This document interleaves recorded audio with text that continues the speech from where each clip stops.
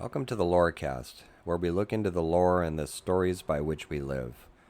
I'm Dr. Craig Chalquist, and you can find us at chalquist.com/podcast and at a number of other online venues. James Hillman. Maverick to some, if not an outlaw. A kind of redeemer figure to others, oddly enough, something that he certainly wasn't comfortable with. Hillman was someone who made an impact in depth psychology, and particularly the Jungian kind. He started out training in Carl Jung's work, and then he took it beyond what he had learned in the Jung Institute, where he also taught as an instructor for a while and a director. Controversial figure, definitely a smartass, highly intelligent man, and I've been thinking about him lately because some of my work is based on what he taught me. And for that, my largest feeling about Hillman is gratitude. So let's go into that a little bit. Who was this guy? And I'm not going to summarize his thought because you can find that out online. And let me just say up front, too, that his brand of doing psychology, which was archetypal psychology, according to what he called it, can't really be nailed down. So we'll see. 1926 to 2011, that's dates for Hillman. And born in an Atlantic City hotel room, which always seemed kind of appropriate to me. And he was liable to show up in these liminal places, and his ideas in some ways were liminal ideas.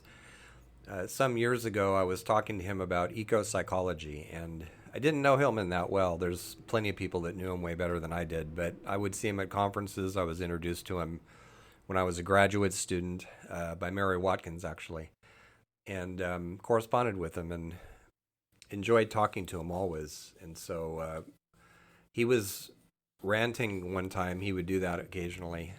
He liked being a cranky old man when the mood suited him, and he was ranting about how in eco-psychology and environmentalism in general, there was this split between nature and the city. And, the city always bad, nature always good, right?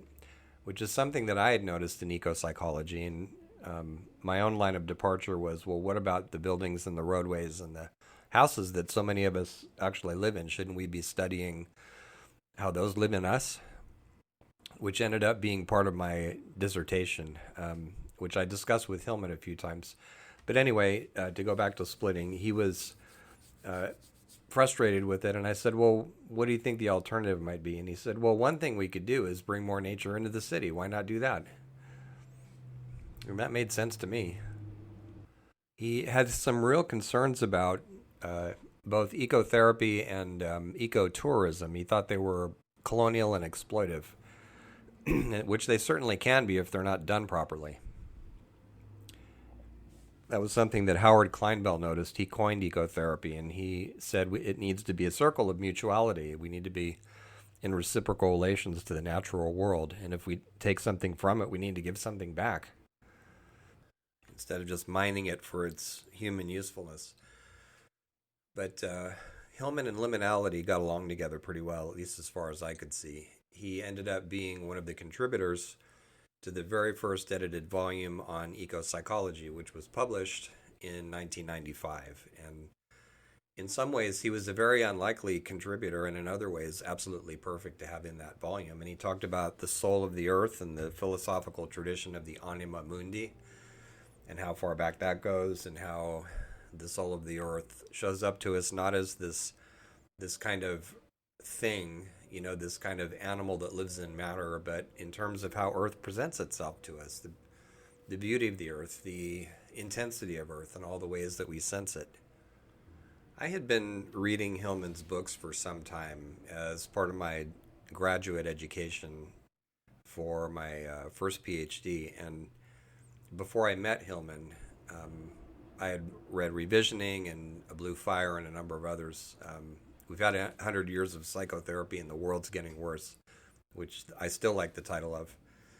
And when I was introduced to him, Hillman was doing research on his book, A Terrible Love of War. And so he was talking to students about how when he walked on Civil War battlefields, it was as though he could feel the blood of the soldiers who had died there. And afterwards, Mary Watkins gave me a look like, you should go talk to him and about what you're doing. So I mentioned to him that I had been surveying the missions of California and was surprised that I always lived near one at that time, and that there was some unfinished emotional business here, not just in terms of social justice, but also what we might call psychological justice, too, in terms of how this place was colonized and the original people often displaced.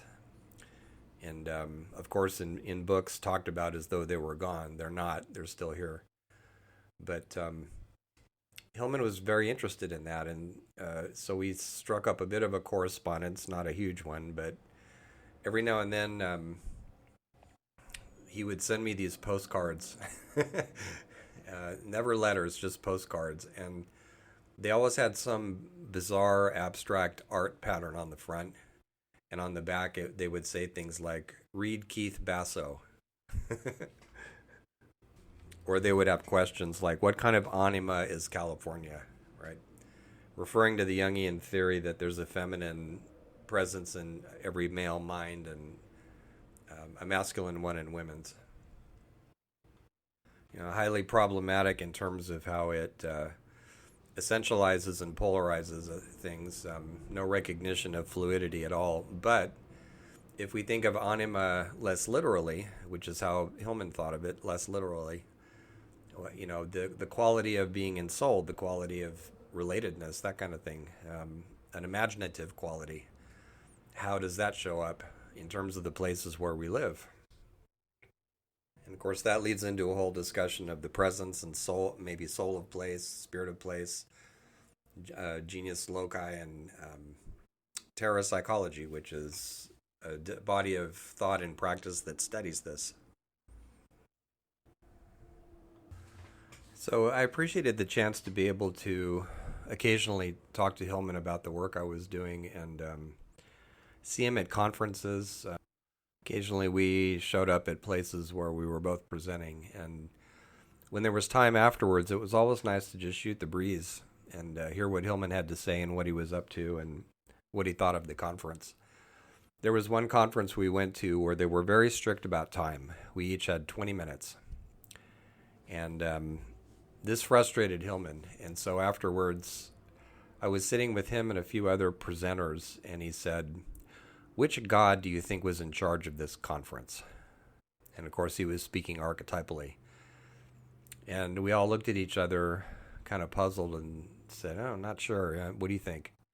And he said, I think Kronos was running this damn conference. We should go do a conference of our own where there aren't time limits and where we can speak as long as we need to, and so on and so forth. And the interesting thing to me about that conversation was that almost all the presenters, including me, ran over.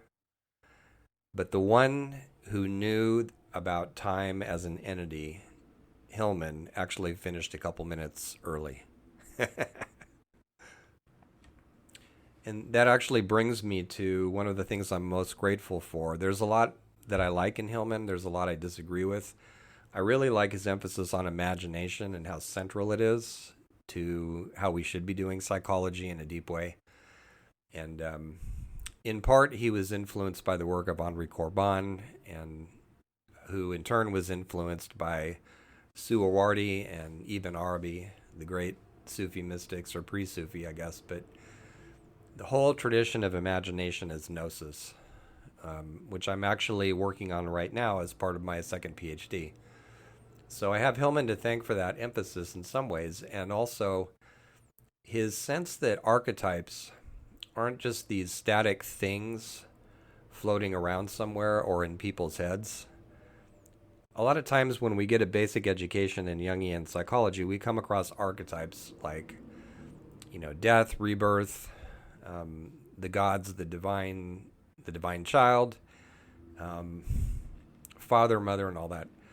And we tend to think of them as nouns, but not Hillman. He would say they're archetypal. They're more like discourses or styles of imagining. And so this gives us a capacity such as Hillman was transparent about when he was putting his war book together. He asks, or not asks, he states right in the beginning of it, I'm standing at the altar of Mars, of Ares. And because this is a book about war, and that's the discourse, right? And his style is very martial in parts of that book. So this gives us the ability to ask what collective archetypal fantasy we happen to be in instead of being blind to it. With the ascension of Trump to the White House, the whole country was plunged into a very dark trickster discourse. So that would be an example of that dynamic of being pulled by archetypal strings without quite being conscious of it. Although a few people recognized him as a trickster. A few people in the Jungian community did too. And of course, now he's being abandoned by his colleagues, not because he was corrupt or violent or put kids in cages or destroyed immigrant families or an infinite number of other things, all of which are horrible. But because his candidates are not getting votes, so now he's being dumped over the side. And of course, his companies are all being shown to be corrupt, which was no surprise to anybody who was paying attention. So that's what it looks like to get seized by an archetype on a national level. And trickster shows up when business as usual is too rigid and too soulless and too unrelated to how people actually live. All of which describe our government, no matter who's in charge of it, basically. There are many exceptions in the ranks of the government, including Congress, but the whole system has become so loveless and self-absorbed that it's no surprise that a trickster would come along and disrupt it. I think Hillman himself was a trickster, and I would joke with my students sometimes when I taught Hillman's work that his personal myth was the devil. He loved to tip things over and invert things and smash things and to see what would happen. And when I was talking to him once, I said, you sometimes feel to me like the Nietzsche of depth psychology, where you just smash the idols to see if they're smashable and you just flip things over to see if they'll break. And he laughed and he said, oh, I love that. I love Nietzsche and I love that. That's great. Thank you.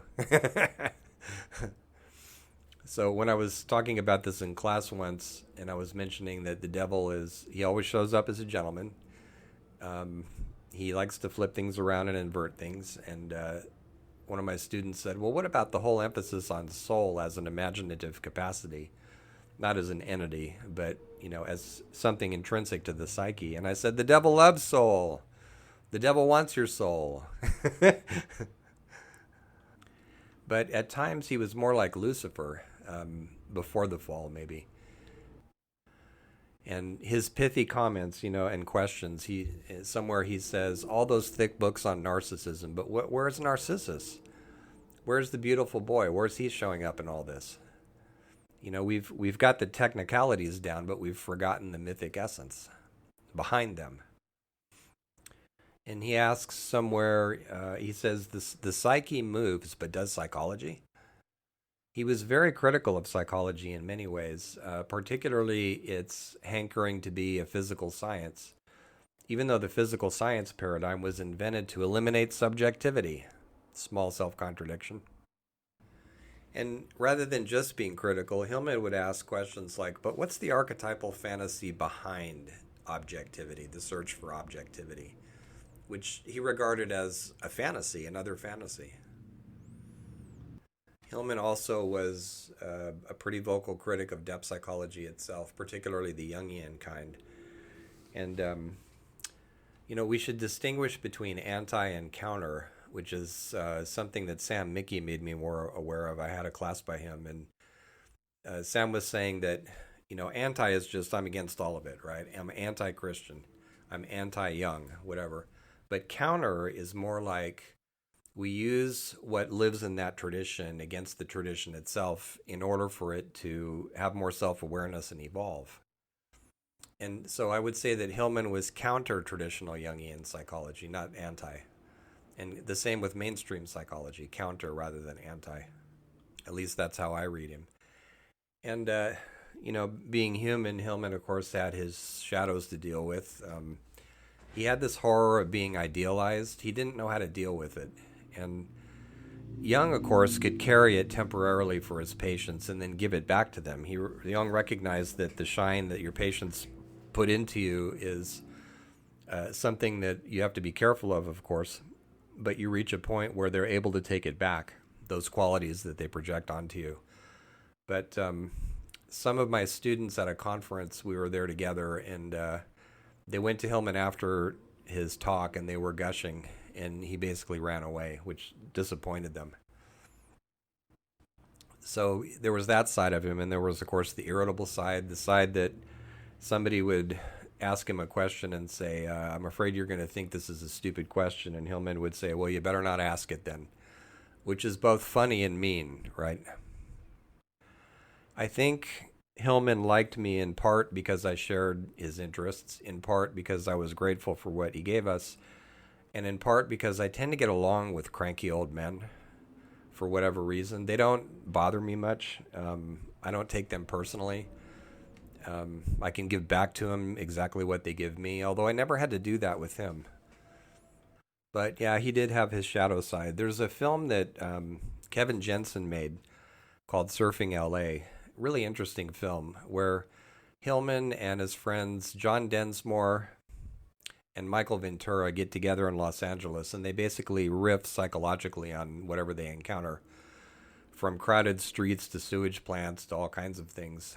And it's amusing as a sidebar to note that Hillman had heard about parapsychology by this time, but he never names it in the documentary. He just uses it. But in any case, he calls it seeing through diagnostics, right?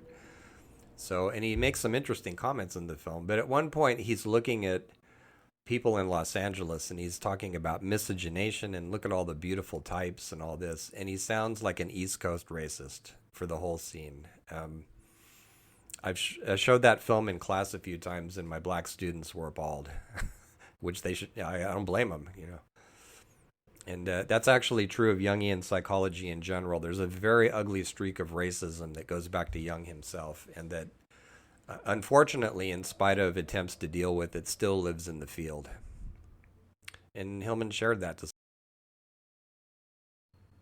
But we should also note that he had a series of very interesting probing conversations with bell hooks, which included that conversation about the role of racism in psychology and other things. So it's not like he wasn't aware of it. I miss his sense of humor. Being a trickster, he had a really vivid one. And there's a marvelous part in We've Had 100 Years of Psychotherapy where he's talking to Michael Ventura about how much we load onto love, romantic love. All our hopes, all our expectations, everything else. It's like a camel being overloaded. And at one point he says, no wonder camels spit. In an interview, when he had been writing about bugs and the psychology of bugs and what does that mean and what's bugging us and all that. And he said something like, if God made man in his own image, what about bugs? And, some people have criticized Hillman, I have actually, for being obsessed with pathology and darkness, because I think he was. But there's also the side of it that needs to be heard. And so Hillman would take the side of the symptom. If somebody was depressed, Hillman would say, how is that slowing you down in a way that maybe you need? If you're angry, what about the vitality in that, and so on? So he wasn't in a hurry to get rid of symptoms or discomfort. He wanted to know what the message was in them. What is the psyche trying to say through conflict, through symptom? He would point out the sometimes grotesque works of alchemical art, and he would say, right there, the psyche naturally pathologizes, right? I tend to think the psyche pathologizes when it's being injured somehow, when it's being hurt. But Hillman did give us a sense of how to listen in better to what our ailments are trying to tell us. That not just the all-powerful heroic ego, but that our ailments too should have a voice at the psychological table. And he wasn't in a hurry to trap things in interpretation. When he worked with dreams, for instance, he was much more interested in the living reality of the symbols in dreams and the characters and the beings than in what we might get out of interpreting them. And as with everything else, I think he took that to extremes. I think that he detached the dream from our waking life. And so all the times that dreams try to make us aware of something, some imbalance in our lives, those get lost if we only tend the symbol and not the meanings. I think we can do both. But I take Hellman's point about how we usually rush to interpret, that the symbol can't even breathe. We're trying to already trap it in some kind of archetypal explanation. Along similar lines, I really appreciate Hillman's emphasis on how the psyche is many voiced. There are many presences inside us.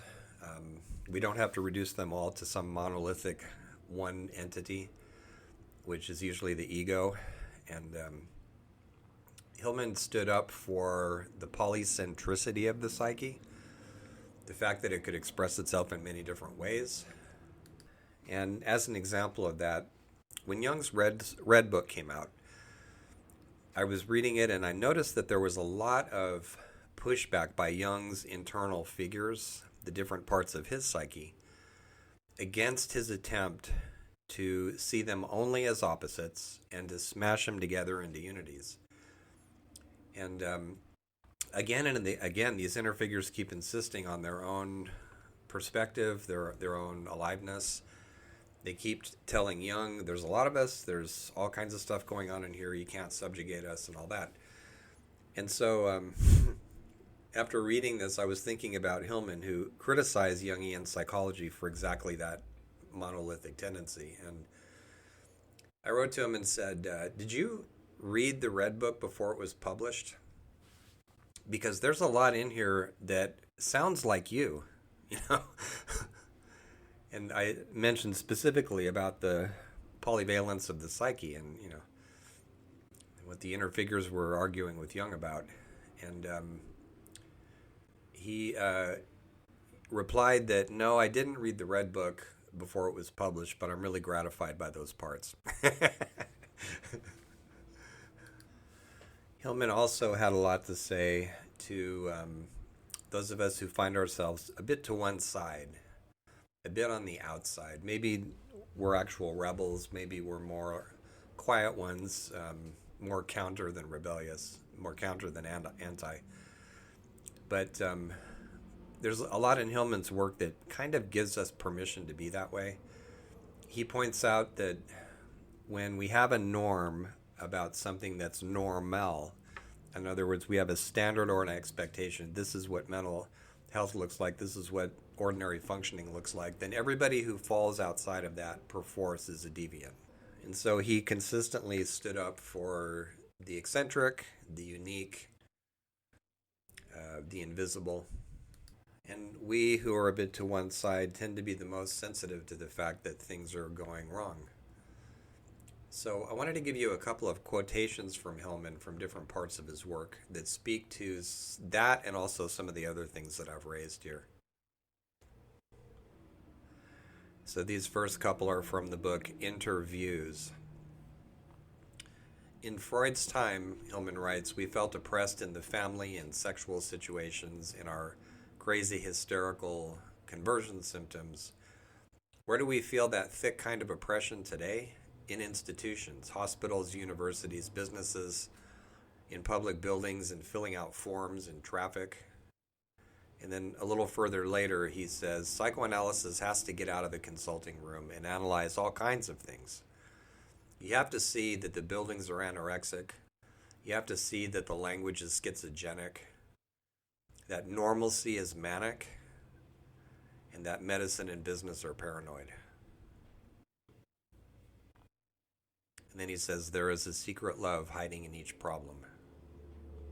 Here's a few quotations from his book, Revisioning Psychology, the one that he's best known for. When we are told what is healthy, we are being told what is right to think and feel. When we are told what is mentally ill, we are being told what ideas, behavior, and fantasies are wrong.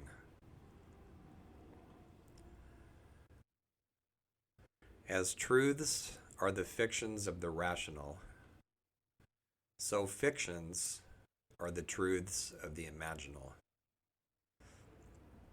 And he wrote a whole book called Healing Fictions, which talks a lot about how it's our stories that make the difference in our lives. And we tell ourselves stories about all kinds of things, about who we are and what we should be doing and how we should relate to other people and why we're on the planet. In his book, Kinds of Power, Hillman writes, in any system, whether a corporation, a family, or the inner arrangements of the human psyche, a vigorous no to the good of the whole may serve the good of the whole and increase its power even more than a compliant yes. And these next few are from the 100 Years of Psychotherapy book. Quote, well, what can I do about the world? The thing's bigger than me, close quote. And Hillman's comment is, that's the child archetype talking. All I can do is go into myself, work on my growth, my development, find good parenting, support groups. This is a disaster for our political world, for our democracy. Democracy depends on intensely active citizens, not children. This next one has a bit of the mood that I remember in Hillman, some of the asperity that made me laugh. Now, when therapy decides to cure the pathology, instead of seeing that the pathology is part of the crack or the broken window, that something is trying to get in, then it seems to me it's creating more pathology and keeping the gods even further away. And then they break in through the whole fucking society. Now, a couple from The Thought of the Heart and the Soul of the World, which is one of my favorite books by Hillman. I find today that patients are more sensitive than the worlds they live in. My practice tells me that I can no longer distinguish clearly between neurosis of self and neurosis of world, psychopathology of self and psychopathology of world. Moreover, it tells me that to place neurosis and psychopathology solely in personal reality is a delusional repression of what is actually realistically being experienced. That one always brings back the memory of when I worked right out of college for a large insurance company where the management was usually abysmal. There was exceptions, but just horrible, constant layoffs, constant malfeasance and bad decision making.